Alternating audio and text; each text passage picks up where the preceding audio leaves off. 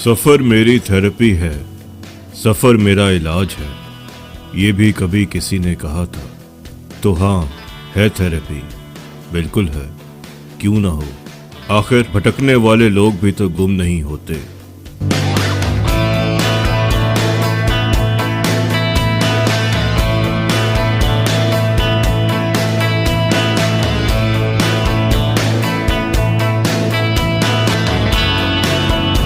सफ़र ज़िंदगी गुजारने के तरीके और अपनी ज़िंदगी में ठहराव लाना सीखने का बेहतरीन ज़रिया है। सफ़र हमारे दिल को खोलता है, हमारे दिमाग को वसी करता है और हमारी ज़िंदगी को कहानियों से भर देता है।